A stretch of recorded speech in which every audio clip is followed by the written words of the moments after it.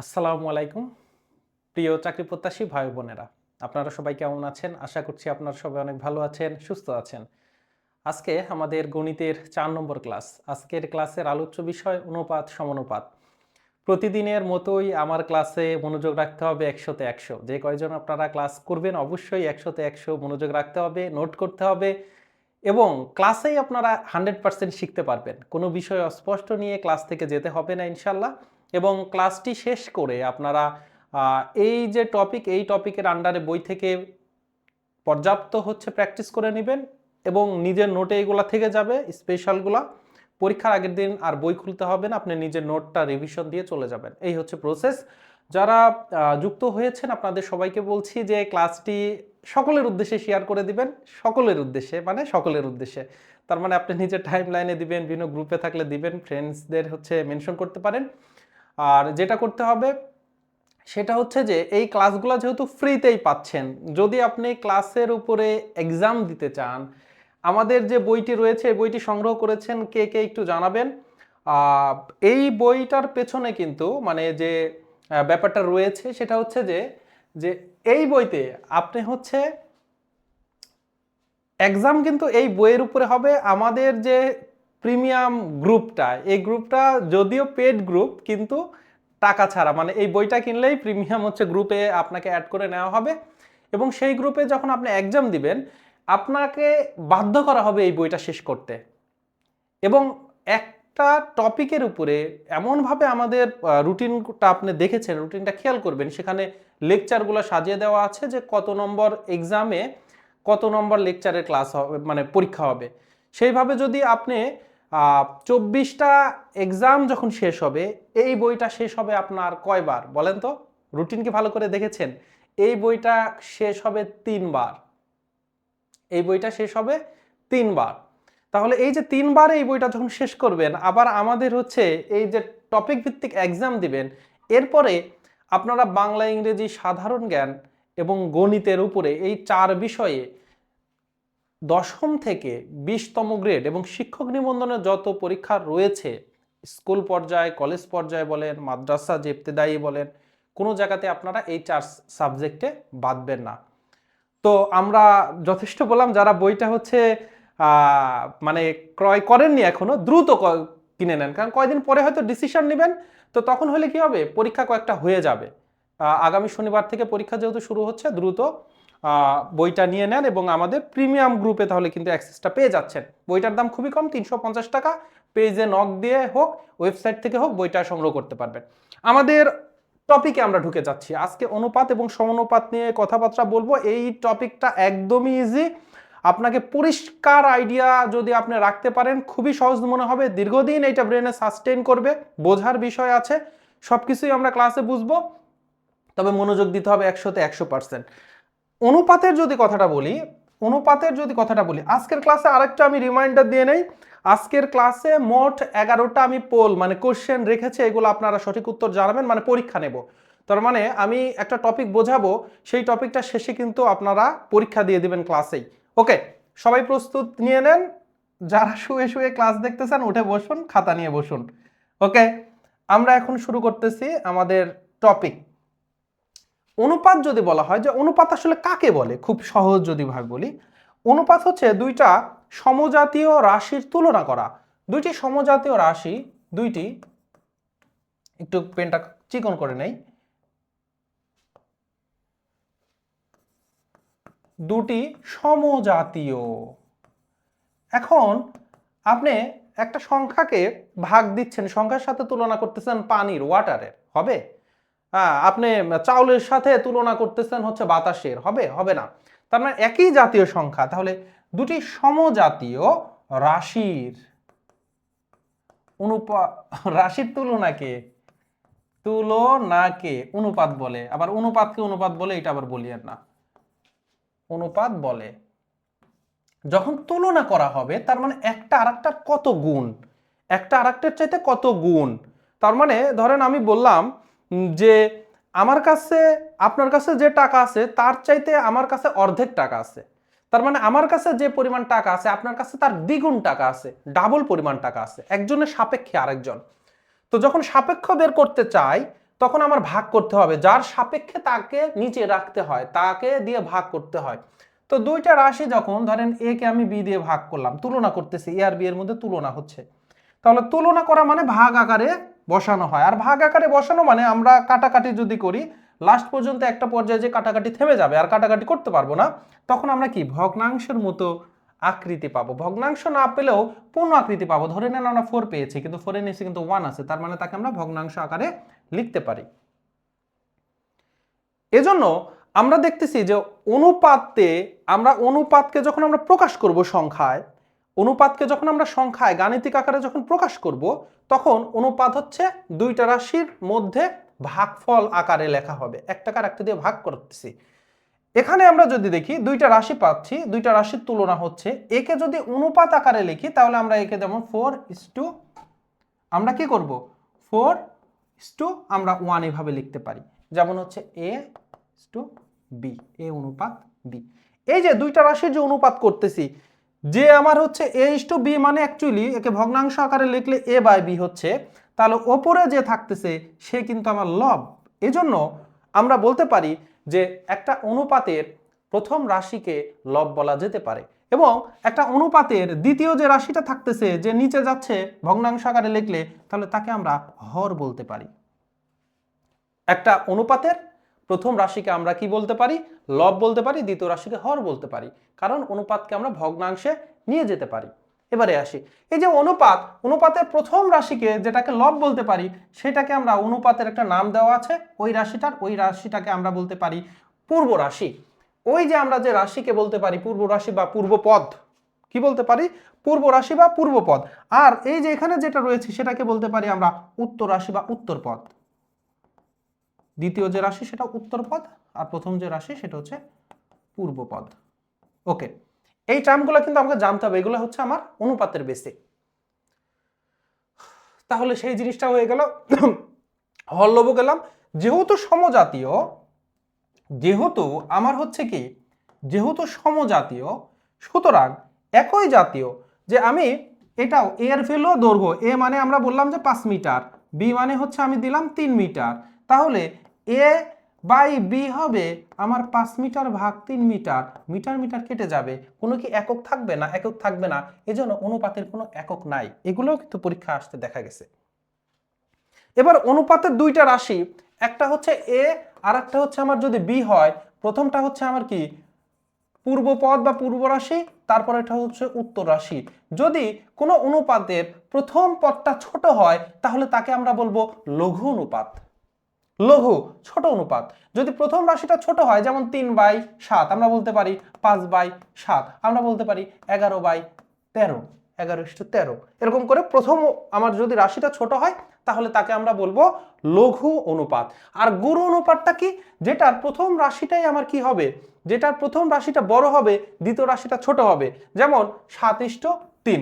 আমি বলতে পারি যে A:B, এখানে যদি A>B হয়, তার মানে প্রথম যে রাশিটা আছে, প্রথম যে রাশি বা পূর্বপদ বা লব যদি বড় হয়, তার মানে অপ্রকৃত ভগ্নাংশ থেকে যে অনুপাত পাবো তাকে আমরা বলবো গুরু অনুপাত।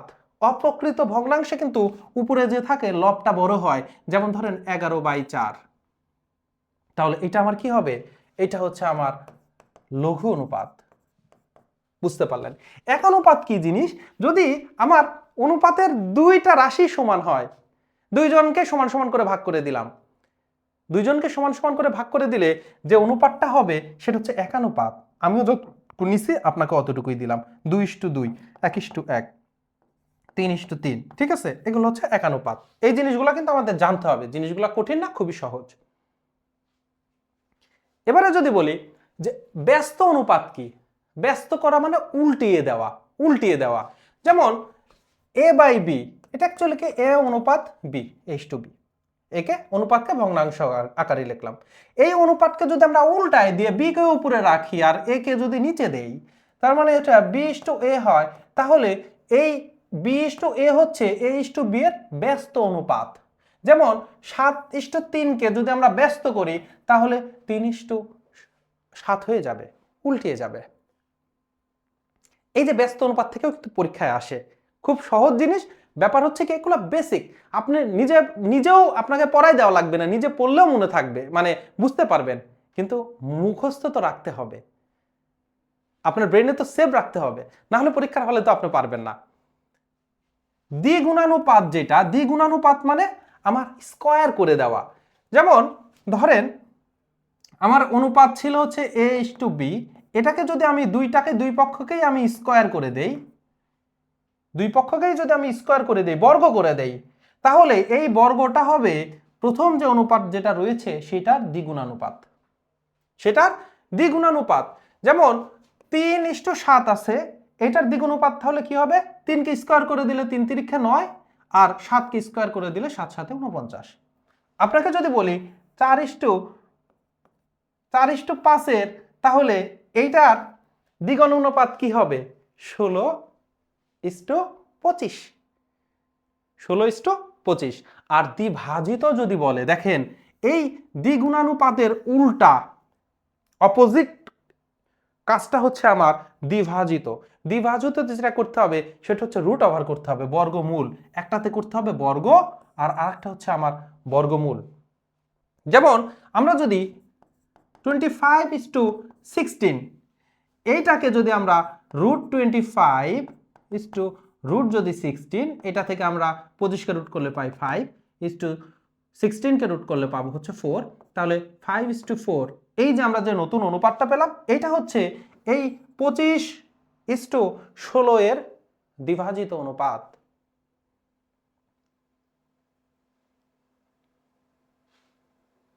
আসতেছি, সুলাইমান ভাই যে প্রশ্নটা করেছেন যে একানুপাত ও সমানুপাত এই দুইটার হচ্ছে মধ্যে পার্থক্যটা কি, আমি একটু বলি, এখানে একটু বলে নেই, যেহেতু সমানুপাতে যদিও আমরা জানি না তাও একটু বলি।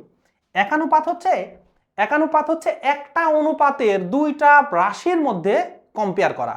একটা অনুপাতের প্রথম রাশি আর দ্বিতীয় রাশি যদি দুইটাই সমান হয় তাহলে সেটাকে বলা হয় একানুপাত। আর সমানুপাত হচ্ছে দুইটা অনুপাত যদি সমান হয়। আমি বললাম যে a/b = c/d, এটাকে বলা হয় কল্ড হচ্ছে সমানুপাত। সমানুপাত, সেখানে a/b মানে কি, a:b, এটা একটা অনুপাত, এই অনুপাত আর c:d এই দুইটা অনুপাতই সমান। তাহলে দুইটা অনুপাতের মধ্যে তুলনা করে যখন সমান হয় তখন তাকে বলে সমানুপাত। সমান অনুপাত নামের মধ্যেই আছে, সমানুপাত মানে সমান অনুপাত। দুইটা অনুপাত যদি সমান হয় তাকে বলে সমানুপাত। আর একানুপাত হচ্ছে একটা অনুপাতের পূর্ব রাশি আর উত্তর রাশি, তার মানে একটা অনুপাতের দুইটা পদ যদি সমান হয় তাহলে সেটা কি হচ্ছে একানুপাত। আশা করি বুঝতে পেরেছেন। এখন এই যে দ্বিগুণানুপাত আর দ্বিভাজিত করলাম, তাহলে বর্গ করলে দ্বিগুণানুপাত হয়। আমি যদি ঘন করি, কিউব করি, বর্গ না করে যদি কিউব করি তাহলে যেটা পাবো সেটা হচ্ছে ত্রিগুণানুপাত। যেমন আমি যদি ধরেন 3 আর হচ্ছে 4 আমার একটা অনুপাত ছিল, এটাকে আমি 3-এর উপরে আবার 3 দিয়ে দিলাম, কিউব করলাম, 4-এর উপরেও আবার কিউব করলাম, তাহলে 3-এর উপর কিউব করলে হয় হচ্ছে আমার 27, 4-এর উপরে কিউব করলে 4 4 16, 4 16 হচ্ছে 64। এই যে যে অনুপাতটা আমি পেলাম এটা হচ্ছে আমার 3:4-এর ত্রিগুণানুপাত। আর ত্রিগুণানুপাতের উল্টা কাজ হচ্ছে আমার, অপোজিট হচ্ছে আমার প্রসেসে গেলে সেটা হচ্ছে ত্রিভাজিত। দ্বিভাজিত মানে হচ্ছে আমার রুট ওভার করা, আর ত্রিভাজিত মানে হচ্ছে আমার ঘন রুট করা। তাহলে এই যে যে উদাহরণটা দেওয়া আছে এখানে ধরেন 27:8, এটাকে যদি উভয় পক্ষকে আমরা যদি ঘন রুট করি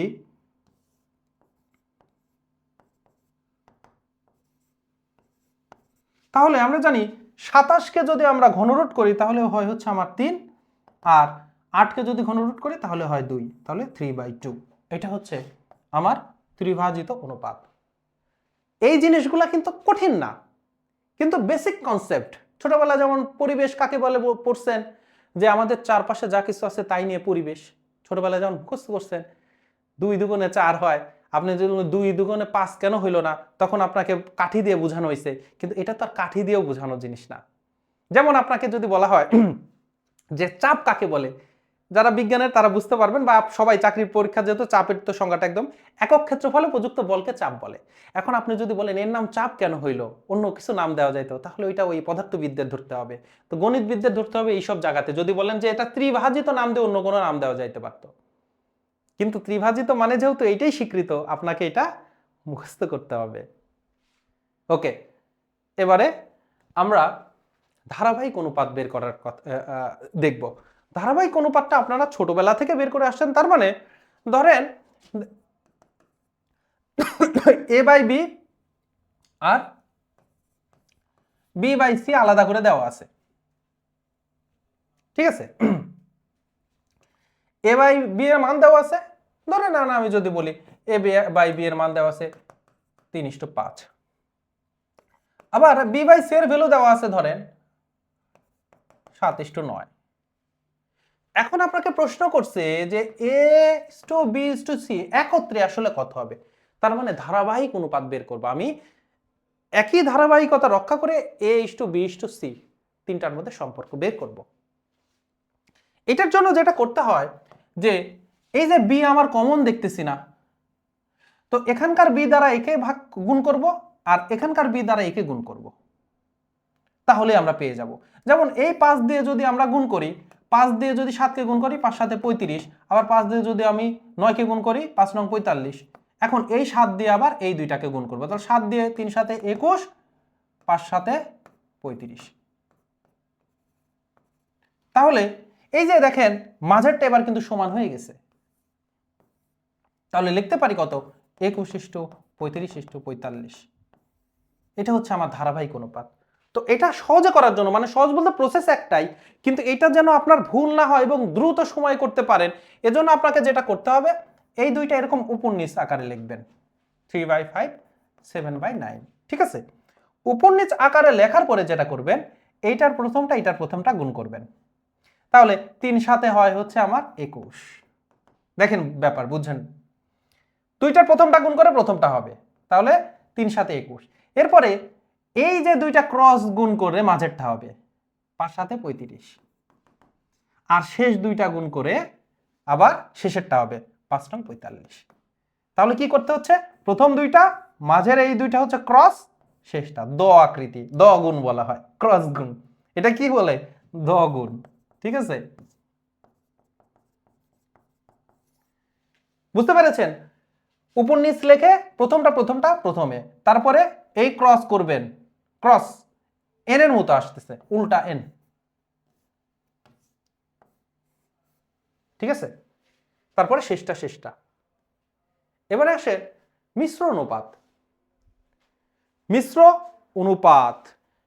অনুপাত হচ্ছে অনেকগুলা অনুপাত দেওয়া থাকতে পারে, 10টা 20টা 100টা, এত পরীক্ষা থাকবে না, পরীক্ষায় 3টা 4টা 5টা থাকতে পারে। তো মিশ্র অনুপাত যদি বের করতে বলে, প্রত্যেকটা অনুপাতের প্রথম রাশিগুলার গুণ প্রথম রাশি হবে কি, আমার যে মিশ্র যে অনুপাত হবে সেটার প্রথম রাশি হবে সবগুলো অনুপাতের প্রথম রাশিগুলার গুণফল, তাহলে 2 গুণন 3 গুণন 5, এই যে প্রথম রাশি 2 3 5। আর দ্বিতীয় রাশি বা উত্তর পদ যেটা হবে সেটা হচ্ছে সবগুলা যে অনুপাত রয়েছে তাদের দ্বিতীয় যে রাশিটা রয়েছে সেইগুলার হচ্ছে গুণফল। তাহলে দ্বিতীয় রাশি যেমন 3, তারপরে হচ্ছে 5, তারপরে 7, যেটা হবে সেইটা। তাহলে এখানে কি হবে, 3 দুগুণে 6, 5 6 30, 3 5 15, 7 15 105। এখন তাহলে মিশ্র অনুপাতটা আমার কি হবে, মিশ্র অনুপাতে দুইটা রাশি পেয়ে গিয়েছি, তাহলে মিশ্র অনুপাত 30 105। 3 দিয়ে কিন্তু কাটাকাটি যায়, সরি 5 দিয়ে কিন্তু কাটাকাটি যায়, তাহলে এখানে 6 যাবে, আর এখানে যদি আমি 5 দিয়ে কাটাকাটি করি 21, আবার কাটাকাটি যায় 3 দিয়ে, তার মানে 3 দিয়ে কাটলে 2 আর 3 7, 2/7। এই হচ্ছে ব্যাপার, তার মানে 15 দিয়েই কাটাকাটি গেছে, 15 দিকে না, 15 দুগুণে 30 আর 7 15 105, এই হচ্ছে ব্যাপার। ওকে, এবার এটা হচ্ছে পোল কোশ্চেন। আমরা এতক্ষণ যা আলোচনা করলাম কার ব্রেনে কতটুকু আছে সবাই উত্তর করবেন, উত্তর লিখবেন 1 এর অমক, 2 এর এইটা, এভাবে উত্তর লিখবেন সবাই। যেন প্রশ্নটা দেখতে পারেন। এক লিখে একের দিবেন, 2 দিবেন, 3 দিবেন। আমি একটু সাইডে থাকতেছি, খুব দ্রুত, সময় হচ্ছে 3টা আর মিলিয়ে হচ্ছে আপনার 1 মিনিট। মাত্রই শিখিয়েছি, এবার দেখি যে কার ব্রেনের কি অবস্থা।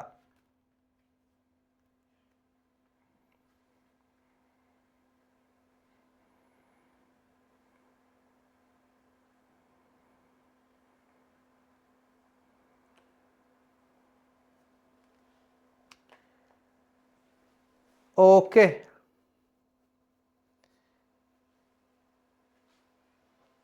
দ্রুত সবাই আনসার করবেন, দ্রুত। একের গ বলতেছেন, একের খ বলতেছেন। গ যেই পরিমাণ পাচ্ছি, খ সেই পরিমাণ পাচ্ছি, তাহলে তো গ্যাঞ্জাম পাকায় দিলেন। দ্বিগুণানুপাত, এটার উল্টা হচ্ছে দ্বিভাজিত। এই যে আপনাদের এখনই লেখা নোট করতেছেন না, যারা ভুল করতেছেন মনে হয়, দ্বিভাজিত।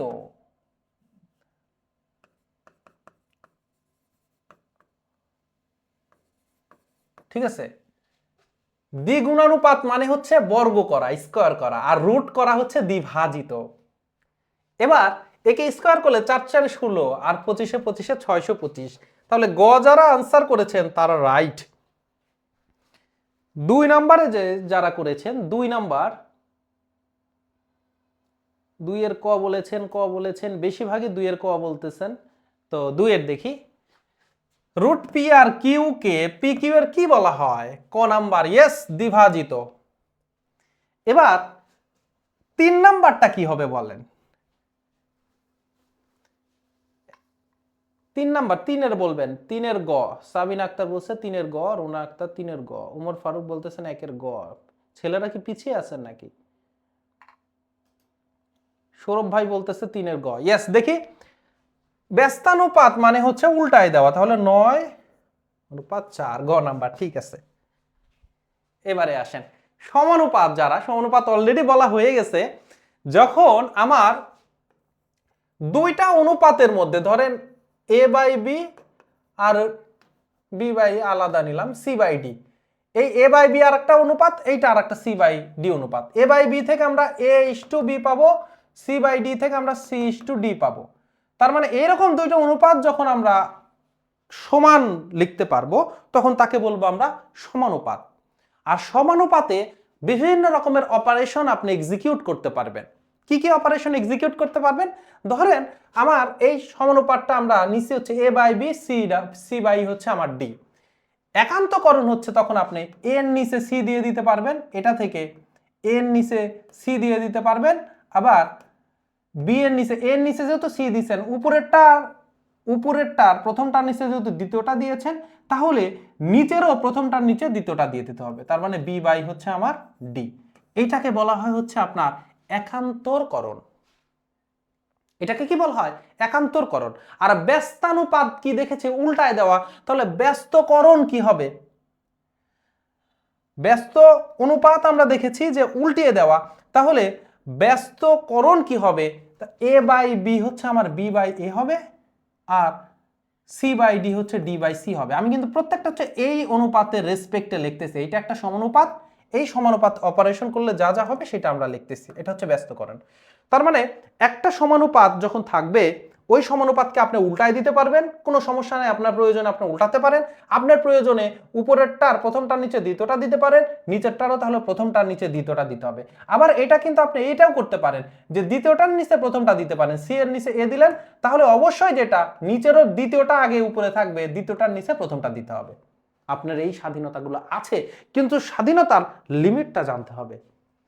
ঠিক আছে, এবার দেখেন যোজনটা কি।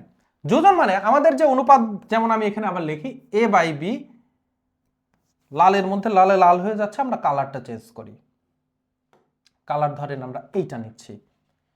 এখানে আমাদের এ বাই বি আর সি বাই ডি, এখান থেকে আমরা কি করতে পারি যে উপরে আমরা দুইটার যোগফল রেখেছি এ আর বি, নিচে বি রাখলাম, এই পাশে হচ্ছে আমার, তাহলে ডান পাশের হচ্ছে অনুপাত থেকে সি প্লাস ডি, নিচে হচ্ছে যা ছিল তাই।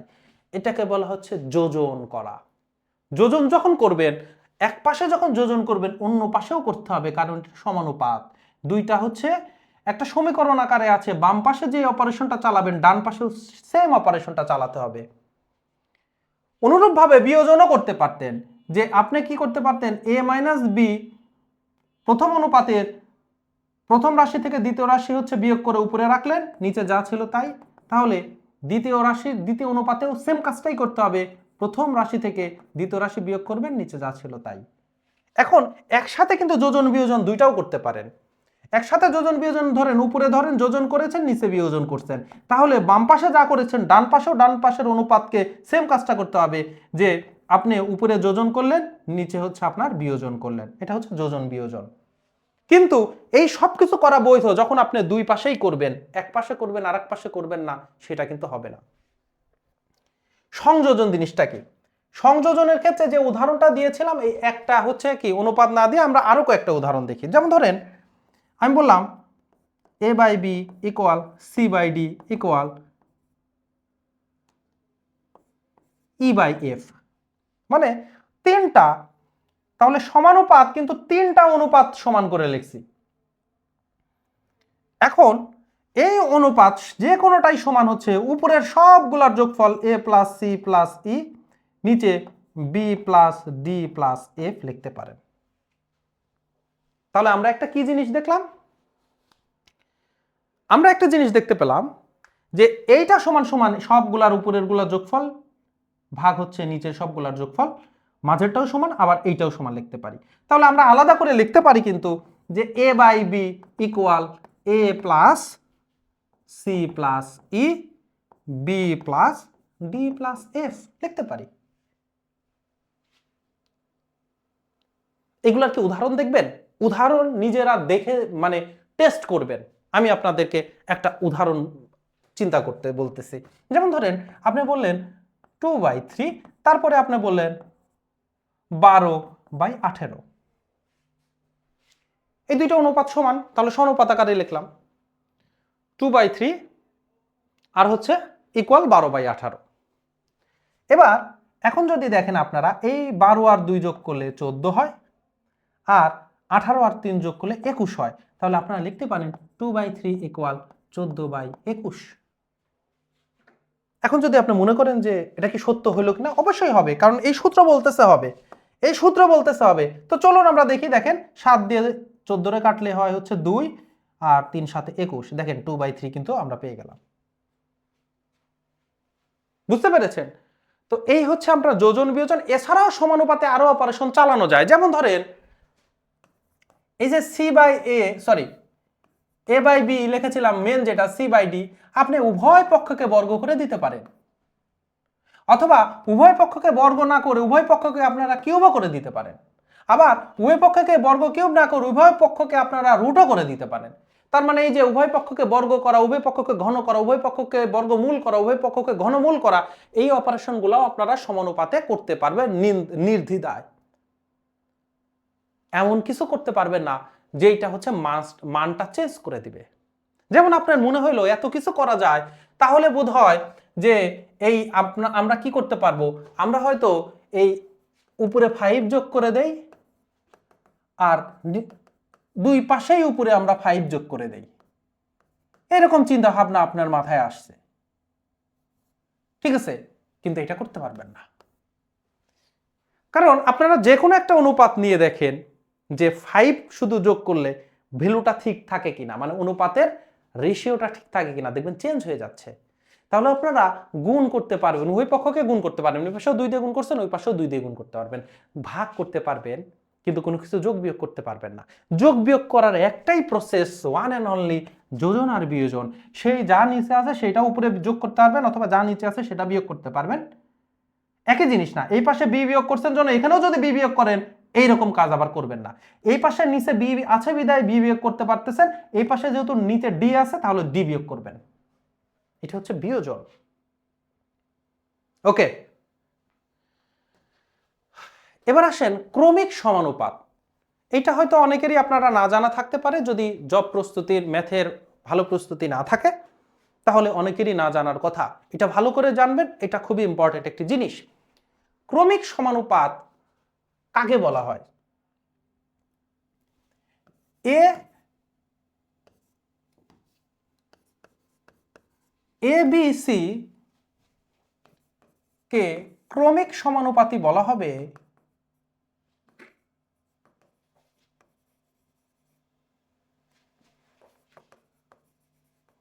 হবে যদি A by B equal B by C হয়। যদি মানে শর্ত আছে, এ বি সি তিনটা রাশিকে ক্রমিক সমানুপাতি আমরা বলবো যদি এ আর বি এর অনুপাত আর বি আর সি এর অনুপাত সমান হয়, তাহলেই আমরা বলবো। তো ধরে নিচ্ছি যে এ বি সি এই তিনটা হচ্ছে ক্রমিক সমানুপাতি, তাহলে এ বি সি ক্রমিক সমানুপাতি হলে আমরা দেখেন এই আর গুণন করতে পারবো, সমানুপাতির এই যে এক অপারেশনটা করতে পারবো সেটা হচ্ছে আমরা আর গুণন করতে পারবো, এটার উপরেরটা এটার নিচেরটা গুণ, এটার নিচেরটা এটা উপরেরটা গুণ, তাহলে এ আর সি গুণ করলে এসি ইকুয়াল বি আর বি গুণ করলে বি স্কয়ার। উল্টায় যদি আমরা লিখি বি স্কয়ার কে ইকুয়াল আমরা এসি, তাহলে বি ইকুয়াল কি হবে রুট এসি। এই বিটা হচ্ছে আমার কি মধ্য রাশি। এই মধ্য রাশিকে আবার প্রশ্নে আপনাকে বলতে পারে যেহেতু এরা পরস্পর সমানুপাতি, এটা হচ্ছে মধ্য সমানুপাতি। মধ্য সমানুপাতি, তাহলে মধ্য সমানুপাতি বি এর ভ্যালুটা কি রুট এ গুণন সি। এটা হচ্ছে কি প্রথম রাশি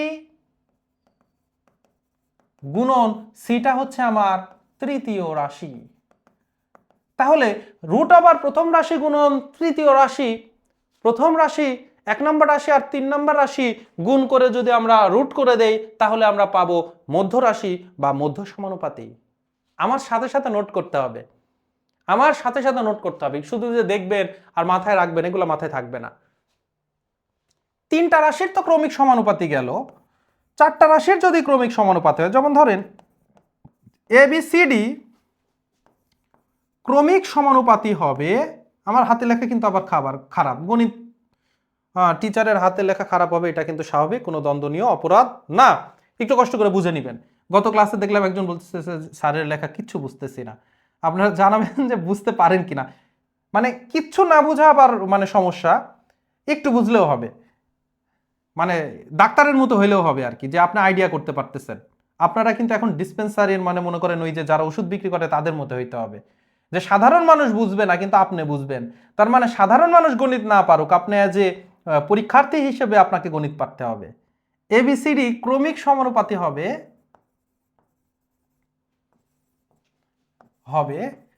যদি, ও কেবল যদি বলতে পারে কি A by B equal B by C equal C by D equal, আর একটা কি আছে নাকি, ও তিনটা তো হয়ে গেছে, পাঁচটা হইলে আবার আর একটা চলে যাইতো।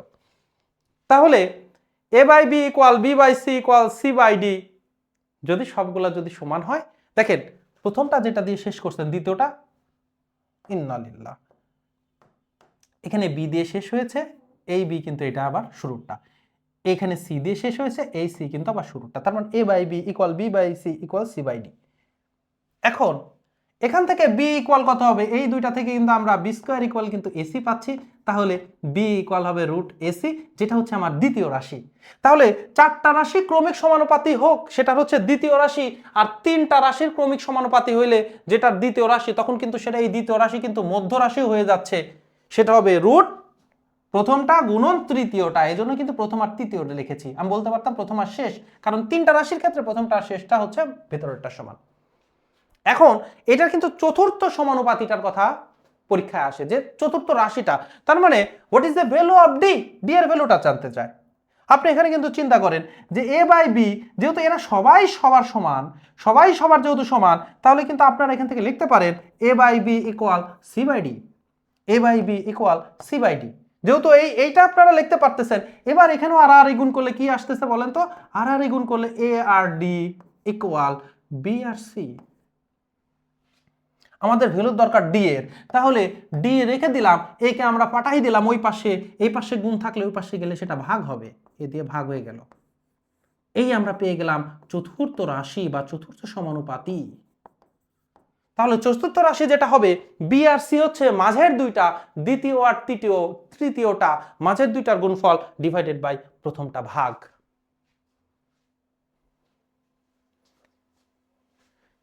ইয়েস, নোট ডান করতে হবে, নোট ডান করতে হবে। আমার ক্লাসের শর্তই হচ্ছে নোট করতে হবে, না হলে ক্লাসই করার দরকার নাই। এবারে আসেন এই দুইটা পোল কোশ্চেন 4 ও 5 নম্বরে আনসার দিবেন, সময় হচ্ছে 1 মিনিট, খুব দ্রুত দ্রুত আনসার দিবেন।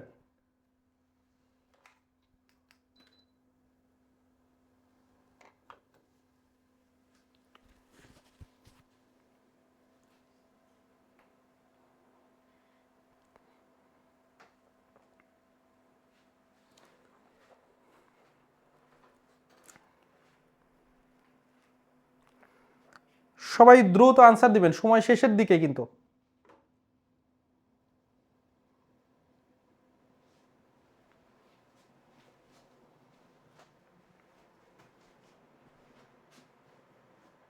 বেসিক ক্লিয়ার, ওকে, বেসিক ক্লিয়ার হইলে এখনো আনসার করেন, 1 মিনিট পার হয়ে যাচ্ছে।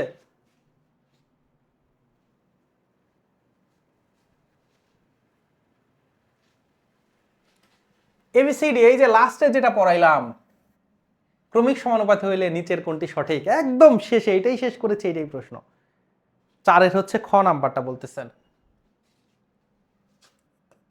এ বাই বি কিন্তু সি বাই ডি এর সমান ছিল, তাহলে AD equal BC, AD equal BC, খ নাম্বারটা। ইয়েস না? সাবিনা আক্তার আপু কি করতেছেন বলেন তো, এটা হইল A by B equal A B গুণন সিডি, এটা শিখলাম আমরা, আপনি আবার ক্লাস করবেন, আবার ক্লাস করবেন,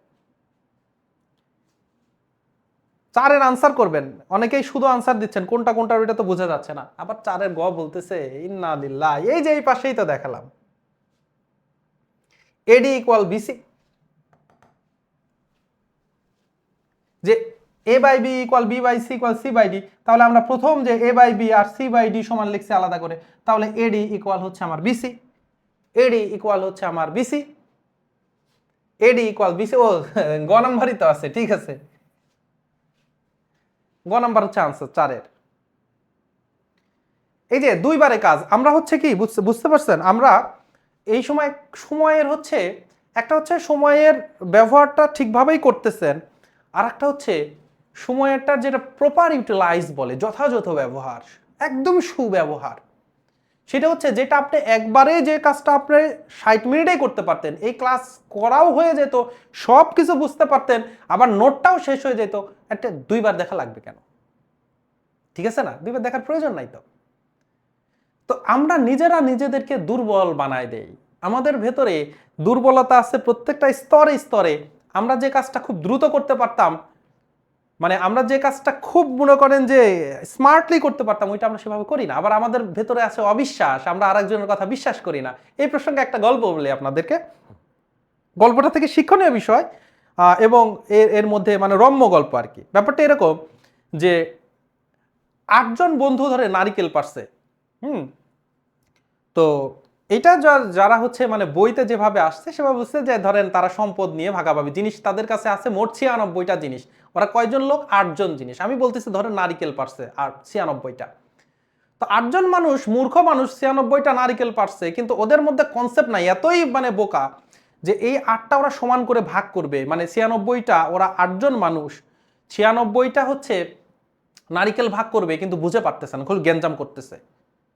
তখন পাশ দিয়ে একটা লোক যাচ্ছে, তারে বলছে, মানে একটা ব্যবসায়ী লোক যাচ্ছে ধরেন, তারে বলছে যে ভাই, ওই দূর থেকে ডাক দিছে, আমাদের তো এখানে সমস্যা হচ্ছে, তো এইটা একটু ভাগ বাটোয়ারা করে দিয়ে যান। বলছে না, আমার সময় নাই, আপনাদের কি নিয়ে সমস্যা? বলতেছে আমরা 8 জন মানুষ, নারিকেল আছে 96টা, ভাগ করব সমান করে, কিছুতেই পারতেছি না।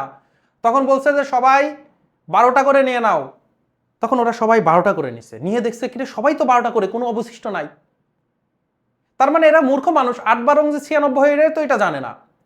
এখন যখন দেখছে যে মিলে গেছে, তখন এরা বলা বলি করতেছে যে ওই বেটা শয়তান, এত দ্রুত যে মানুষ দূরে থেকে কাছে না এসে আমরা যেটা গ্যাঞ্জাম করতেছিলাম, এত দ্রুত দূরে থেকে যে সমাধান করে দিল, সে দূরে থেকে এখান থেকে নারিকেল চুরি করে নিয়েও যাইতে পারে, তাইলে ওই বেটারে ধর।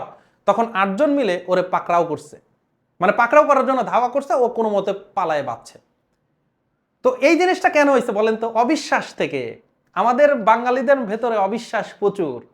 যে দূর থেকে একজন মানুষ যদি সাহায্য করতে চায় তারপরেও আমরা ভাবি যে এর মধ্যে কিছু না কিছু আছে ব্যাপার।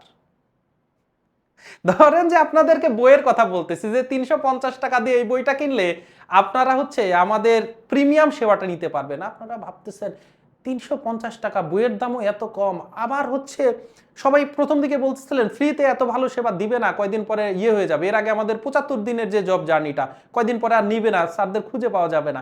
আবার এইটা হইলে যে ফ্রিতে এত ভালো, ফ্রিতে সেবা ভালো হয় না, ফ্রির ক্লাসের জন্য করি না। মানে সন্দেহ আমাদের রক্তের মধ্যে ডুবে গেছে। ওই সেই দূরের লোক যে হচ্ছে দূরে থেকে আমাদের মধ্যে বিবাদটা মিটাই দিতে পারছে, সে আসলে চুরি করে নিতেও পারবে, তার মধ্যেও না জাদু আছে।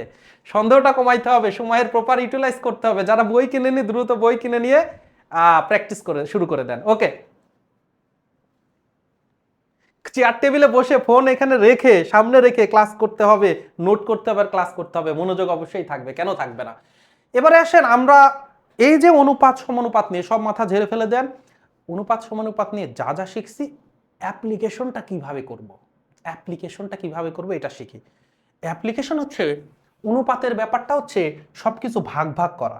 আপনাদেরকে অনুপাতের সময়ে কিন্তু ভগ্নাংশে বলেছিলাম যে ভাগ করা, ভগ্ন, ভাঙা, ভেঙে ফেলা। একটা পূর্ণ সংখ্যার অংশকে ভগ্নাংশ বলে হয়। তো অনুপাতের সময় সবসময় মনে করবেন ভাগ ভাগ করে ফেলছি। যেমন ধরেন বলতেছি কিছু টাকা লাবিব, সামি ও সিয়ামের মধ্যে ৫:৪:২ অনুপাতে ভাগ করে দেওয়া হয়েছে। তার মানে এই যে আমরা ৫:৪:২ এটা দিয়ে বুঝতে পারবেন প্রথম যে সে নিয়েছে ৫ ভাগ, দ্বিতীয় যে সে নিয়েছে ৪ ভাগ, পরের জন ২, তাহলে সে নিয়েছে ২ ভাগ। তাহলে ৫/৪ সবগুলা অনুপাতের সবগুলা রাশিকে যোগ করে দিলে মোট ভাগ সংখ্যা বের হয়, মোট ভাগ।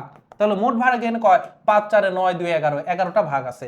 ১১টা ভাগ করে অসম বিভাজন, মানে এদের মধ্যে কেউ প্রভাবশালী বেশি আছে, সে বেশি নিছে। অসম বিভাজন, একজন ৫ ভাগ নিছে, ৪ ভাগ নিছে, ২ ভাগ নিছে।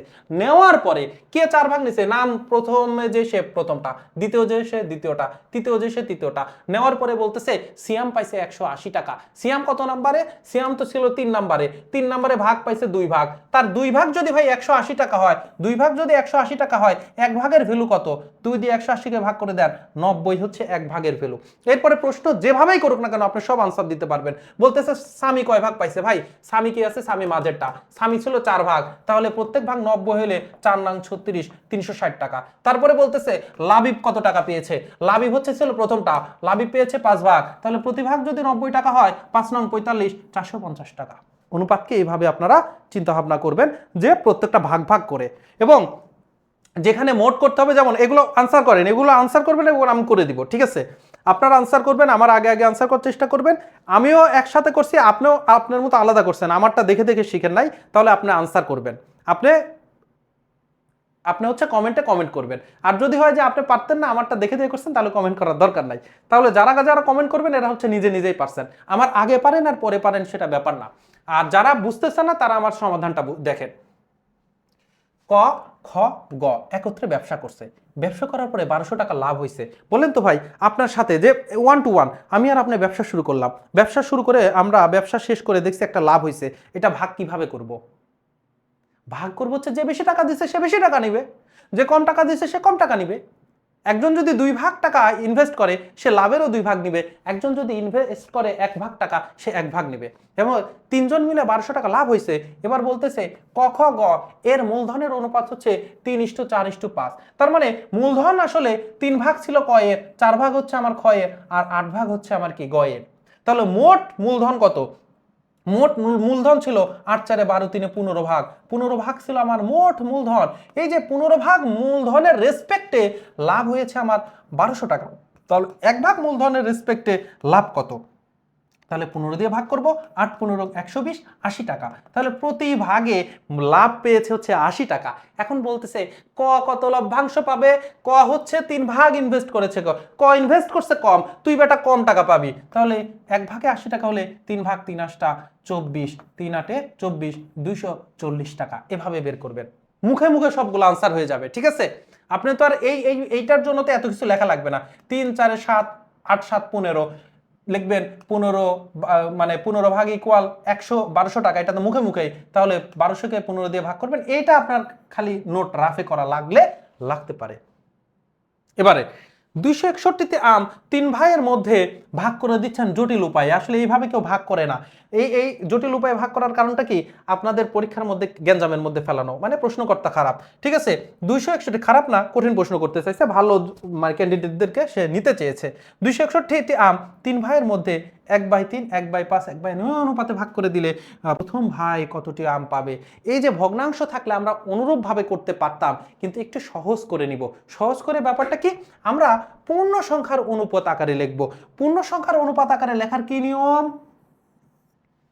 পূর্ণ সংখ্যার অনুপাত আকারে লেখার নিয়ম হচ্ছে এই যে নিচের যে হরগুলা রয়েছে এদের গু বের করতে হবে।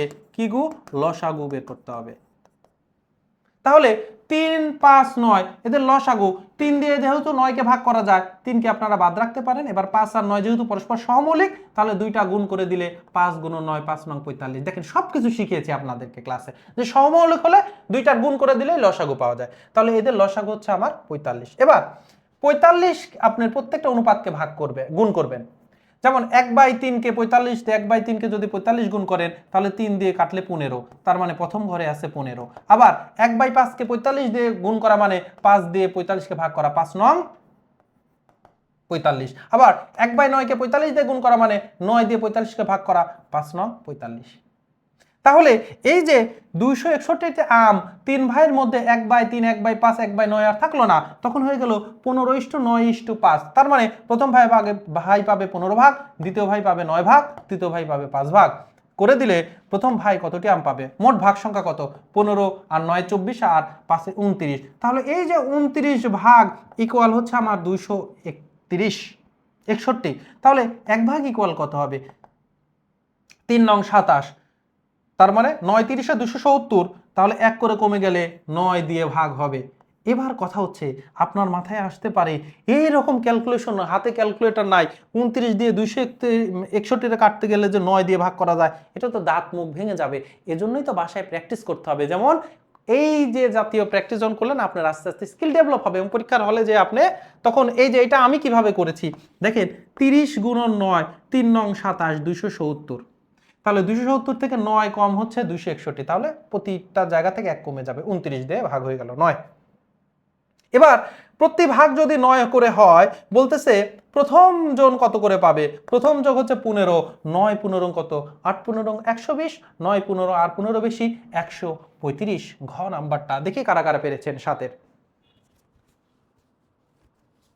সাতের ঘ নাম্বারটা হবে আনসার। ওকে, অনেকেই কিন্তু পেরেছেন, যেমন সাবিনা আক্তার আপু পেরেছেন ঘ। এছাড়া সবাই আগেরটার উত্তর দিচ্ছেন। ওকে, এবারে এই প্রশ্নটার একটু ভাষাটা বুঝে নেন। এই প্রশ্নটা একটু ভাষা বুঝে নেন। ভাষাটা কি? যেমন 24কে 7:6 অনুপাতে বৃদ্ধি করা হলো। তা দেখতেছেন 7:6, তো 7 তো বড়, 6 তো ছোট, 6 তো ছোট, তাহলে বলতেছে বৃদ্ধি করা। তাহলে বৃদ্ধি করা যখন বলবে তখন বড়টার ভ্যালু আমাকে বের করতে হবে, যেটা দেওয়া আছে এটা ছোটটার ভ্যালু দেওয়া আছে। বৃদ্ধি করতে বলছে কত অনুপাতে? 6:7 বা 7:6। তার মানে এখানে কিন্তু একটা ছোট অনুপাত আছে, একটা অনুপাতের একটা রাশি ছোট একটা বড়। যখন বৃদ্ধির কথা বলছে তখন যেই ভ্যালুটা দেওয়া আছে এটা হচ্ছে আমার ছোট ভ্যালু, তার মানে 6 ভাগের ভ্যালু দেওয়া আছে, 6 ভাগ ইকুয়াল হচ্ছে 24। এখন 7 ভাগ বের করা লাগবে। তাহলে 6 ভাগ যদি 24 হয়, 1 ভাগ কত হবে? 24কে 6 দিয়ে ভাগ করলে 4 ছক 24, তার মানে 4। ঠিক আছে, এবার 7 ভাগ তাহলে কত হবে? তাহলে 7 ভাগ ইকুয়াল হবে 7 গুণন 4, 4 7 28। এটা তাহলে যদি বুঝতে পারেন, এই প্রশ্নটা আপনারা খুব দ্রুততর সময়ের মধ্যে করেন। 64কে যদি 7:8 অনুপাতে হ্রাস করা হয়, আগেরটা বৃদ্ধির কথা বলতেছিল, এবার হ্রাস করতে বলতেছে, হ্রাস করা হলে নতুন সংখ্যাটা কত হবে? এগুলো কিন্তু পরীক্ষাতে কিন্তু আপনার মধ্যে কনফিউশন সৃষ্টি করবে, বলেই দিচ্ছি। তাহলে 64কে এবার হ্রাস করার কথা বলতেছে, মানে ছোট বানাইতে হবে। তাহলে প্রশ্নে যেটা দেওয়া আছে এটা বড়টার ভ্যালু দেওয়া আছে। এই যে অনুপাতের মধ্যে 7 আর 8 এর মধ্যে বড় কে? বড় 8, তার মানে 8 ভাগের ভ্যালুই দেওয়া আছে। 8 ভাগ ইকুয়াল 64 দেওয়া আছে। 8 ভাগ ইকুয়াল যদি 64 হয়, তাহলে 1 ভাগ ইকুয়াল কত? 64কে 8 দিয়ে ভাগ করতে হবে। তাহলে 8 আর 64, 1 ভাগ ইকুয়াল 8 হইলে এবার আমাকে ছোটটাকে 7, তাহলে 7 ভাগ কত হবে? যেহেতু হ্রাস করতে বলছে 8 ভাগ 64, 7 ভাগ ইকুয়াল হবে 7 8 56। এই হচ্ছে আপনার আনসার, খ নাম্বার। এবারে আসেন প্রশ্নের ভ্যারাইটিসগুলো দেখেন এবং জিনিসগুলো ক্লিয়ার হয়ে নেন। অনুপাতটা কত সহজে করতে পারেন যদি জিনিসটা বুঝতে পারেন। অনুপাত মানে ভাগাভাগি। করিম ও রহিমের বেতনের অনুপাত 7:5। একজনের যদি 7 ভাগ হয় বেতন, আর একজনের বেতন 5 ভাগ, বলতেছে করিমের বেতন রহিমের বেতন অপেক্ষা 400 টাকা বেশি। আরে ভাই 400 টাকা যে বেশি, অনুপাতে তো এটা কত ভাগ? 2 ভাগ বেশি। একজনের 7 ভাগ আর একজনের 5 ভাগ, তাহলে অনুপাতে 2 ভাগ বেশি। এই যে 2 ভাগ, এই 2 ভাগ আসলে টাকাতে কনভার্ট করলে 2 ভাগের পরিমাণটা আছে 400 টাকা। তাহলে 1 ভাগের পরিমাণ কত? 200 টাকা। 2 ভাগের পরিমাণ যদি 400, 1 ভাগের পরিমাণ 200, সবাই আমরা জানি। এখন বলতেছে করিমের কাছে মোট কত টাকা আছে? করিমকে প্রথমে, তাহলে করিমের কাছে মোট আছে 7 ভাগ, তাহলে 7 দুগুণে 1400 টাকা আছে করিমের। ম্যাথ কত ইজি, খুব খুব দ্রুত করতে পারবেন। এবার দেখেন প্রশ্ন এরকম করে যে ধানে চাল ও তুষের অনুপাত। আমরা জানি ধান ভাঙালে চাল পাওয়া যায়, আর গুঁড়া যেটা পাওয়া যায় তুষ বলে। তুষের আগুন কিন্তু কি যেন একটা প্রবাদ আছে, প্রবাদটা আপনারা লেখেন, আমার চাইতে ভালো পারবেন। ধানে চাল ও তুষের অনুপাত হচ্ছে 7:3। তার মানে এখান থেকে বুঝতে পারতেছেন এই যে ধানে চাল থাকে 7 ভাগ, তুষ থাকে 3 ভাগ, মোট হচ্ছে 7 ভাগ আর 3 ভাগ 10 ভাগ। তাহলে ধান ভাগ হয়ে যাচ্ছে চাল আর তুষে। চাল হচ্ছে 3 ভাগ, তুষ হচ্ছে 7 ভাগ, মোট হচ্ছে 7 3 10 ভাগ। এখন বলছে এদের শতকরা কি পরিমাণ চাল আছে? তাহলে চাল আছে 7 ভাগ, আর মোট হচ্ছে কি দুইটা যোগফল, তাহলে ওইটা দিয়ে ভাগ, গুণন 100%, কাটলে 70% হচ্ছে আমার ভ্যালু। যদি বলতো তুষ কত পার্সেন্ট আছে, তাহলে তুষ হচ্ছে 3 ভাগ, নিচে হচ্ছে দুইটার যোগফল, গুণন 100%, তাহলে তুষ হচ্ছে আমার 30%। একদমই ইজি। তো এই ইজি প্রশ্নগুলা কিন্তু আপনাকে বিজি করে দিবে পরীক্ষা হলে যদি বেসিকগুলা ক্লিয়ার না থাকে। এবার ধরেন প্রশ্ন করছে, দেখেন প্রশ্ন করছে একটি ঝুড়িতে কলা ও আপেলের অনুপাত 3:2। তার মানে 3 ভাগ হচ্ছে আমার কলা আর 2 ভাগ হচ্ছে আমার আপেল। এবার বলছে যদি 5টি কলা, এবার সংখ্যাতে চলে, যদি 5টি কলা সরায় নেওয়া হয় তাহলে ওদের দুইজন সমান হয়ে যায়, এক অনুপাত হয়ে গেছে, দুইটা সমান হয়ে যাচ্ছে। ঝুড়িতে আপেল আছে কত? এ জাতীয় ম্যাথে এখন পর্যন্ত যতগুলা ম্যাথ করাইলাম কোনো টাইপে কিন্তু আপনাদেরকে বলি নাই এক্স টেক্স নিয়ে আসেন বা ক নিয়ে আসেন, কোন একটা চলক নিয়ে আসেন। কিন্তু এই যে আমরা কিছু জিনিস সরাই নিলে অনুপাতটা চেঞ্জ হয়ে যাচ্ছে, এ জাতীয় জায়গাতে এই যে 3 ভাগের জায়গাতে প্রতি ভাগ এক্স ধরে নেন। তার মানে কলা হচ্ছে আমার, তাহলে কত হবে? কলা হচ্ছে আমার 3x ধরে নিব, আর আপেল যেহেতু আমাদেরকে একটু ম্যাথ করতে হবে, আপেল হচ্ছে তাহলে 2x। বলতেছে আমি যদি কলা থেকে 5টি কলা সরাই নেই, তার মানে 3x থেকে যদি 5টা আমি বিয়োগ করে দেই, খাইয়ে ফেলছি বা সরাই নিছি, তখন অনুপাতটা হবে 3x, আর নিচে আপেল, আপেল দিয়ে ভাগ করে দিলাম 2x। এই অনুপাতটা তখন হবে 1:1। 1:1। তাহলে যেহেতু এটা সমানুপাত, এই যে দুইটা অনুপাত আমরা সমান আকারে লিখছি সমানুপাত, তখন কিন্তু আর আর গুণ করে দিতে পারবো। তার মানে 3x - 5 = 2x গুণন 1, 2x। এখান থেকে আমরা কি পাচ্ছি?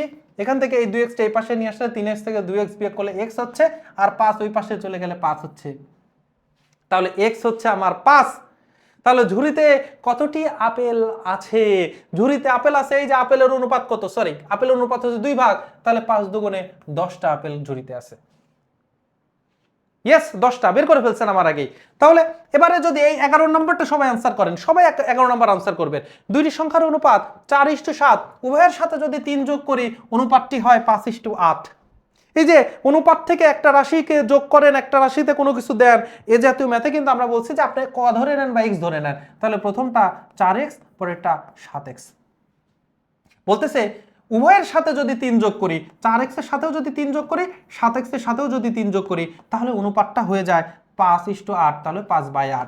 এবার যেহেতু এটা সমানুপাত, আর আর গুণ করে দিয়ে, আর দিয়ে 4 * 32x প্লাস 3 * 24, 5 × 7 = 35x প্লাস 3 × 5 = 15।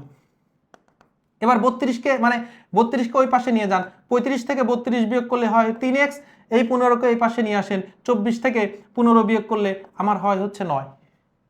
তাহলে x এর ভ্যালু হয়ে গেছে 3। x এর ভ্যালু যদি 3 হয় তখন বলছে সংখ্যা দুইটি কত? তাহলে সংখ্যা দুইটি এই এর সাথে 3x, 3 × 4 = 12, আর হচ্ছে 3 × 7 = 21, 12 আর হচ্ছে 21, ঘ নাম্বার হচ্ছে আনসার। ইয়েস 11 ঘ। তাহলে ক্লাস করে কেমন লেগেছে সেটা জানাবেন। ক্লাসে কিন্তু আমরা শেষ করে ফেলছি, অনুপাত শেষ হলো।